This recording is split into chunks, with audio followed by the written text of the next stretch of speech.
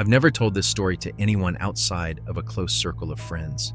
Even now, when I think about it, I feel the hair on the back of my neck stand up. It happened almost 20 years ago, but it's burned into my memory like it was yesterday. It was the summer of 1998. I was 19 at the time, and my girlfriend Emily was 18. We had been dating for almost a year, and that summer was supposed to be our big adventure. We didn't have money for hotels or fancy trips, but we had my beat-up old Ford, and we had each other. So we decided to drive across the countryside for a week, stopping at small towns, camping, and just getting away from everything. The first 2 days went fine. We stayed at a little roadside campground, cooked cheap meals on a small stove, and talked under the stars. But on the third night, everything changed. We had been driving for hours through farmland in the middle of nowhere. Cornfields stretched for miles, and the roads were narrow, barely lit. Around 9 p.m., just as the sun disappeared completely, the car started to sputter. I knew immediately something was wrong. I pulled over, popped the hood, and sure enough, the engine was done for the night. Emily wasn't happy. She hated being stuck anywhere without lights or people around, and this road was as empty as it got. I tried to calm her down, told her it wasn't a big deal, that we'd figure something out. And then, almost like fate, we saw it. Across the field, maybe 200 yards from the road, stood an old farmhouse. It looked worn, the paint peeling, the windows dark. But then I noticed it, a faint glow inside, like the flicker of a lantern or candle. "Do you see that?" Emily asked, her voice low. "Yeah," I said. "Looks like someone's home." She shook her head immediately. "That place looks abandoned, Alex. I don't like it." But we didn't have much of a choice. No cell service, no houses for miles, and the temperature was dropping fast. I told her we'd just go and ask to use a phone, nothing more. So we grabbed our jackets and started walking through the tall grass toward the farmhouse. I swear every step felt heavier, like the land itself was trying to push us back. When we finally reached the porch, the wood groaned under our weight. The door was slightly ajar, and from inside, we could see that faint, warm glow. I knocked. No answer. I knocked again, louder. Still nothing. That's when Emily whispered, "Alex, something's wrong. Let's just go back to the car." I was about to agree when curiosity got the better of me. I pushed the door gently and it creaked open. The smell hit me first, not dust or rot, but something like cooking, fresh cooking. And then we saw it. The kitchen table was set. 4 plates, silverware, cups, and bowls of soup, steaming like it had just been served. There were rolls of bread, butter, and even glasses of milk. Emily grabbed my arm. "How is that even possible? No one's here." I didn't know what to say. My mind was racing. Maybe someone had just stepped out. Maybe they were upstairs. Maybe. But then we saw the photographs on the wall. Old black and white family portraits, faces stern and serious. A man, a woman, and 2 children. Their eyes seemed to follow us, no matter where we moved. I whispered, "Hello? We're sorry to bother you. Our car broke down, and we just need a phone." Silence. The only sound was the faint crackle of a lantern on the counter. Emily tugged on my sleeve. "Alex, I'm serious. Let's leave." I nodded and turned toward the door. But then I froze. In the glass of the window, I saw a reflection. A man standing directly behind us. Pale skin, dark sunken eyes, dressed in overalls that looked decades old. He wasn't breathing heavy, wasn't moving, just standing, watching. I spun around, no one was there. The room was empty. Emily saw my face and nearly screamed. "What? What did you see?" I lied. I told her it was nothing, just my imagination. But my heart was pounding so hard, I thought it might explode. We stumbled back out onto the porch, desperate to get away.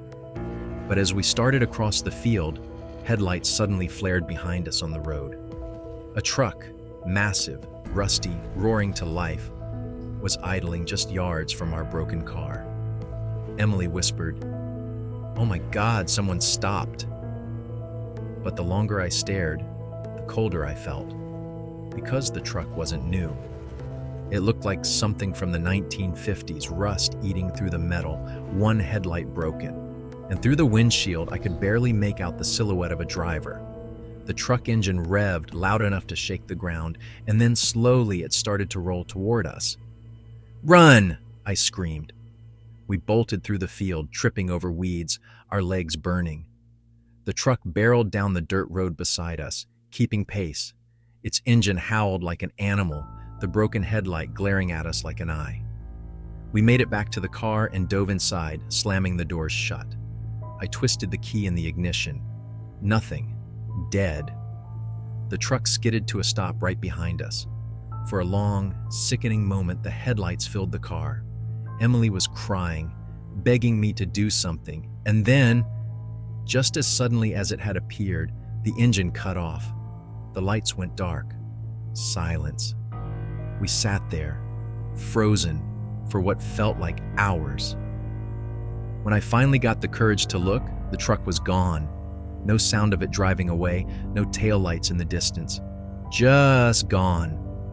The next morning, when a tow truck finally found us, I asked the driver if he knew about the farmhouse across the field. His face went pale. "You didn't go in there, did you?" he asked. I nodded. "Yeah, why?" He shook his head slowly. "That place, that's the old Miller farmhouse. The farmer killed his wife and kids there, poisoned their supper. Been abandoned ever since. People say the tables always set the way it was that night. And if you see the old man, it means he's still watching."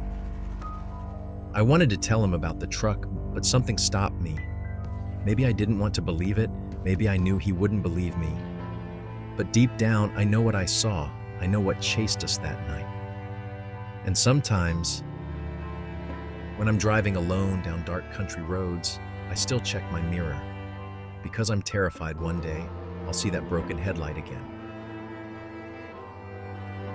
I grew up in the countryside, and if you've ever spent time out there, you know how quiet it can get at night. The kind of silence where you can hear your own heartbeat. The kind of silence that makes every sound, no matter how small, feel out of place. This story happened in the summer of 2004. I was 21, broke, and desperate for work. My uncle, Richard, owned a farm in Kansas, mostly cornfields that stretched further than the eye could see. He offered me a job for the season. Just simple farmhand work, tending crops, repairing fences, and keeping an eye on the land. I took it without thinking twice. I stayed in a little trailer about a half-mile from the main house. It was nothing fancy, but it gave me privacy, and I liked that. The first couple of weeks were normal. Hot days, long hours, and quiet nights. But then the whispers started. The first time I heard them, I thought it was the wind. It was around midnight, and I was sitting outside on the trailer steps smoking a cigarette. The cornfield stretched out in front of me like an endless sea of black. That's when I heard it. Faint, high-pitched laughter drifting from somewhere deep in the corn. At first, I smiled to myself. Kids, I thought. Some dumb kids sneaking around the fields. But as I listened closer, the laughter didn't sound right. It wasn't playful, it was layered, like several voices at once, overlapping and echoing, weaving in and out of each other.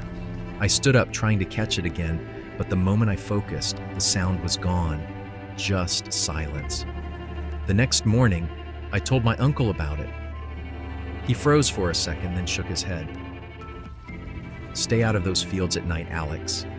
If you hear anything, you come straight to the house, you understand?" The way he said it made me uneasy, but I brushed it off. I figured he was just being protective. But the whispers didn't stop. Every night that week, just past midnight, I'd hear them. Sometimes it was laughter. Sometimes it was soft voices, like children whispering secrets. And every night, they seemed closer. By Friday, I couldn't take it anymore. My curiosity got the better of me. I grabbed a flashlight and started walking toward the sound. The cornfield was taller than me, the stalks dry and rustling even without wind. I pushed through row after row, the beam of my flashlight cutting a narrow tunnel of light. The whispers grew louder, shifting from one side to the other, as if the voices were circling me. "Hello?" I called out, trying to sound brave. "Who's out here?" For a moment, the whispers stopped. Silence pressed against my ears. And then, directly ahead of me, a little girl's voice whispered, "Help us." My stomach dropped. I swung the flashlight wildly and caught a glimpse of her. A young girl, maybe 7 or 8 years old, standing in the corn row. Her dress was dirty, clinging to her thin frame. Her hair hung wet over her face, dripping onto the soil. Before I could say anything, she turned and darted deeper into the field. "Wait!" I shouted, chasing after her.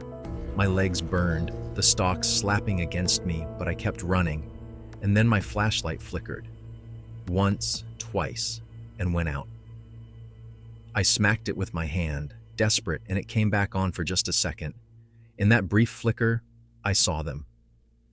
Dozens of children standing between the rows, pale faces, wide eyes, clothes soaked like they had all been dragged from a river. They stood perfectly still, watching me. The light died again. That's when the laughter erupted, surrounding me, so loud it felt like it was inside my skull. I dropped the flashlight and ran, crashing through the corn in blind panic. The laughter followed me, shrill and echoing, until I burst out onto the dirt road by the farmhouse. My chest heaved, my hands shaking uncontrollably.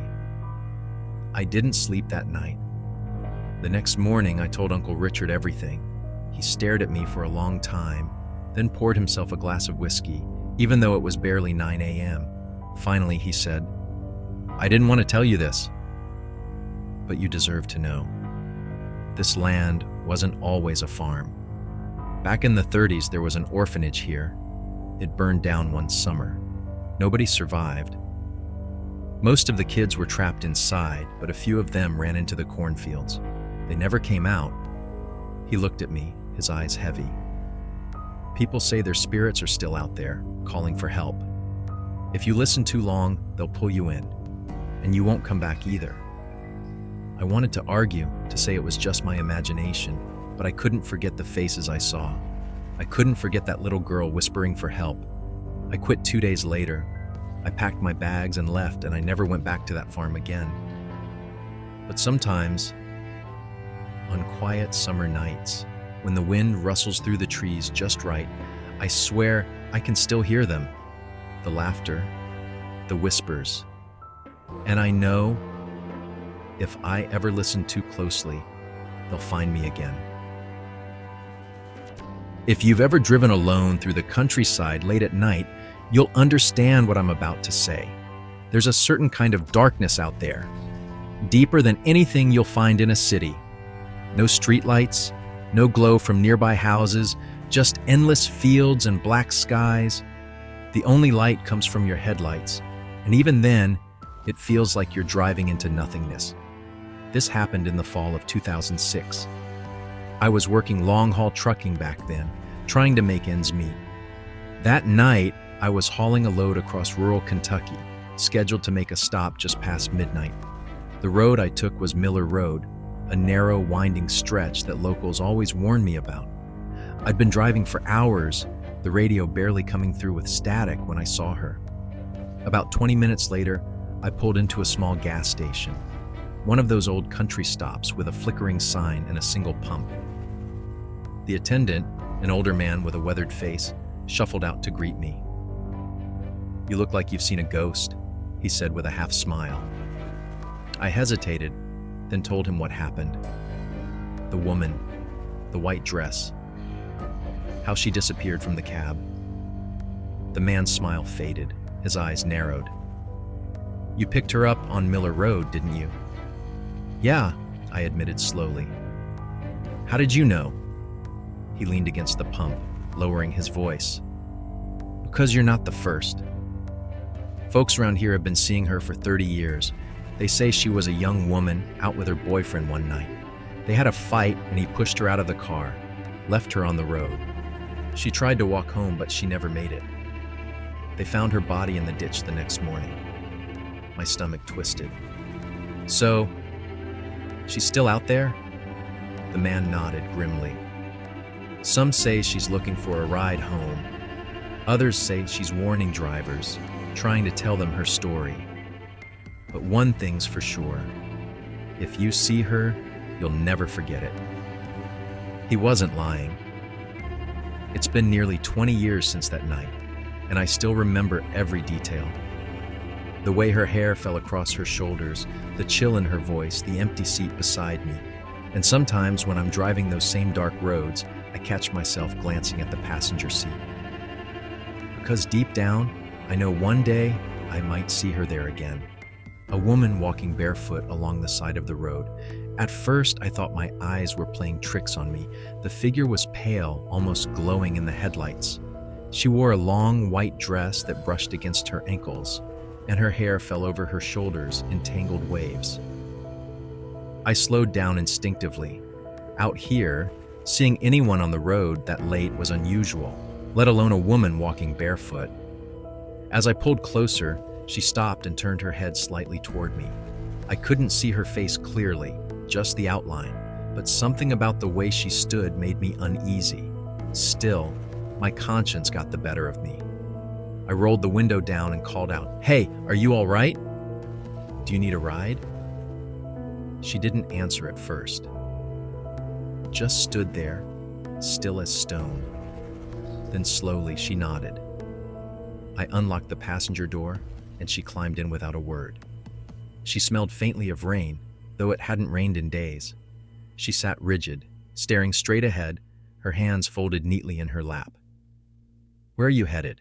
I asked, trying to sound casual. No response. "All right," I muttered. "We'll just drive for a bit then." The silence in the cab was suffocating. The only sound was the hum of the engine and the occasional rattle from the trailer. I kept sneaking glances at her, but she never looked at me. Just straight ahead, her expression unreadable. After about 10 minutes, I tried again. "So, what's your name?" That's when she spoke for the first time. Her voice was soft, almost a whisper. "This is where he left me." Her words sent a chill through me. I glanced at her sharply, but she was still staring forward, her face blank. "Who left you?" I asked, my throat dry. She didn't answer. And then she was gone. One second she was sitting there. The next, the seat beside me was empty. I slammed the brakes, heart hammering, the truck screeching to a stop on the empty road. My hands were shaking as I flicked on the cabin light, but the seat was completely bare. No sign of her. I sat there for a long minute, the night pressing in around me. Finally, I forced myself to keep driving. I've driven a lot of back roads in my life. When you grow up in the countryside, you get used to those lonely stretches of cracked pavement cutting through endless woods and fields. But there's one road I'll never forget. They call it Devil's Bend. It's a stretch of highway in Tennessee, winding through thick forest and steep hills. It's narrow, only 2 lanes, and the curves are so sharp you have to slow to a crawl just to make them safely. Locals say the road is cursed, that more accidents have happened there than anywhere else in the county. But what makes it infamous is the story of the hitchhiker. I didn't believe in that story. Not until the night I met him. It was summer, 2016. I was 23, driving home from my buddy Jake's place after a long evening of beers and poker. I was the only one sober, so I got the unlucky job of making the 90-minute drive back to my apartment in Knoxville. The night was clear, the air heavy with humidity. My old Chevy pickup hummed along, headlights cutting a tunnel through the dark woods. The clock on the dash glowed 12:47 a.m. I had the windows cracked, letting in the sound of crickets and the occasional hoot of an owl. I was tired but alert, sipping on a gas station coffee to keep my eyes open. That's when I saw him. A figure on the side of the road, At first, I thought it was just some guy walking home. But as I got closer, I saw the outstretched thumb, the stance, a hitchhiker. He was tall, maybe 6 feet, wearing a torn plaid shirt and faded jeans. A baseball cap was pulled low over his face, hiding his eyes in shadow. His thumb stuck out stiffly, his other hand shoved deep in his pocket. Something about him made my stomach tighten. He didn't shift his weight like most people would, didn't move at all. He was just standing there, still. I slowed a little, instinct telling me to be cautious. Picking up hitchhikers in the middle of the night isn't exactly smart. But as I passed him, curiosity got the better of me, and I glanced in the rearview mirror. He was gone. I blinked. The stretch of road behind me was empty. "What the hell?" I muttered. There was nowhere for him to go. Thick trees pressed against both sides of the highway. No ditches, no trails, just solid forest. But the man was no longer there. I shook it off, told myself I was imagining things. Maybe I'd had too much coffee. Maybe the shadows were playing tricks on me. But 2 minutes later, my heart nearly stopped. Because up ahead, standing by the road, was the same hitchhiker. Same plaid shirt, same jeans, same cap, same pose, thumb out, rigid as a mannequin. My foot slammed the brake, and the truck screeched. I sat there, engine idling, staring. There was no way he could have gotten ahead of me. No way!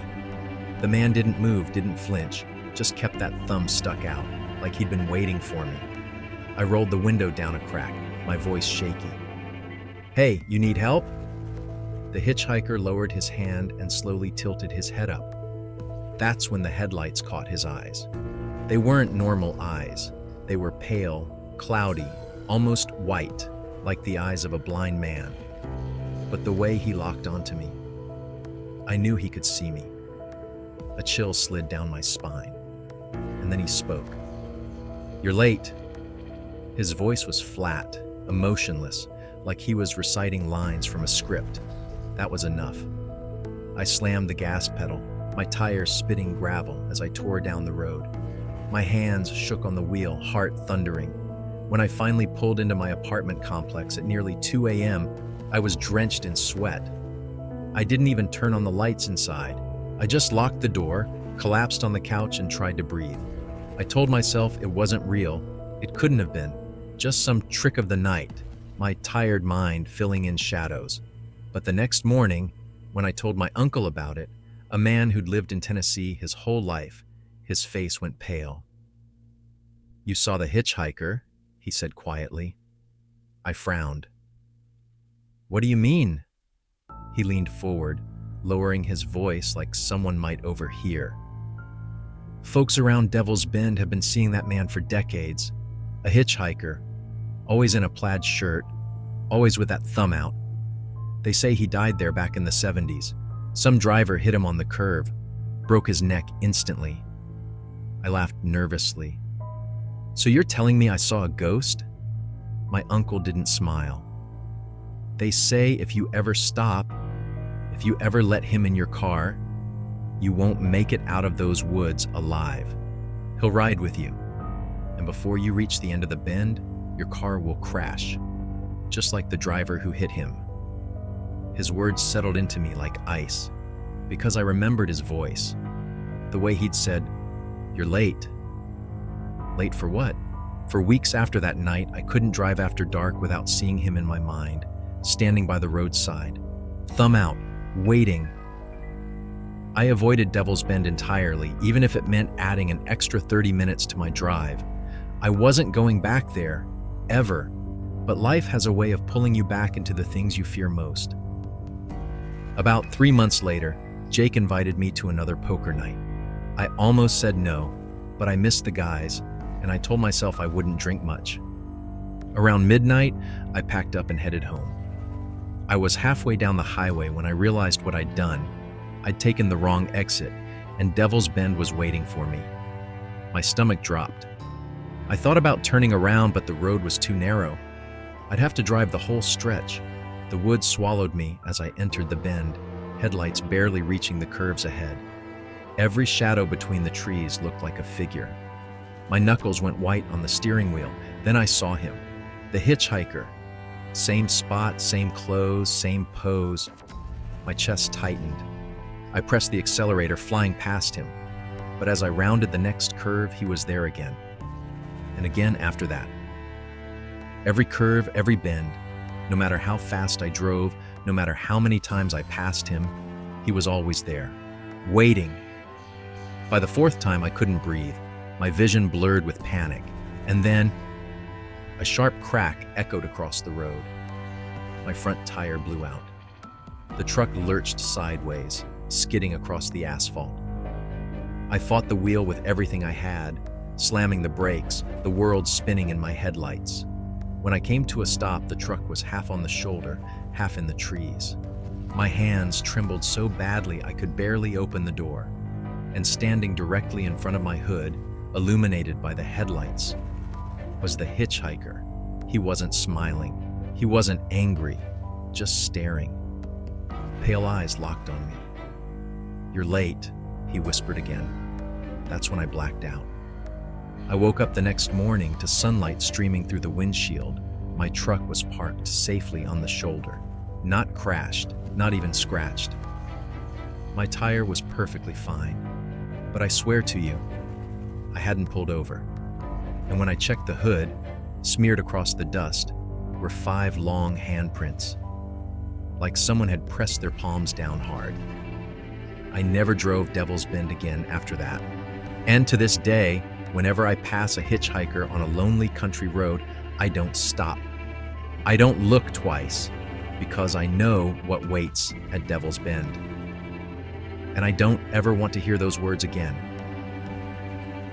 I've told this story only a handful of times in my life, not because I don't want to talk about it, but because every time I do, people either laugh or look at me like I'm insane. But I know what I saw. I know what followed us that night. And if you've ever spent time in the deep countryside, you'll understand why some places should never be visited after dark. This happened back in the summer of 2012. I was 26 at the time, living in Nashville, working a boring desk job. My cousin Mark invited me to visit him for a week at his place near Hollow Creek, a small patch of rural farmland that was about as isolated as you could get without going completely off-grid. Mark wasn't the type to sugarcoat anything. When I asked what it was like living out there, his exact words were, "Quiet. Too quiet sometimes. You'll see." I didn't really understand what he meant until I got there. It took me almost 3 hours of driving, the last 40 minutes spent on winding dirt roads that seemed to stretch forever. When I finally pulled up, Mark was sitting on his porch, rocking chair creaking under him, a cold beer in hand. His old hunting dog, Buck, lay at his feet, tail wagging lazily as I parked. His house was modest.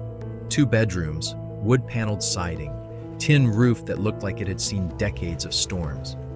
Behind it, the forest loomed tall and dense, a wall of green that seemed to swallow the horizon.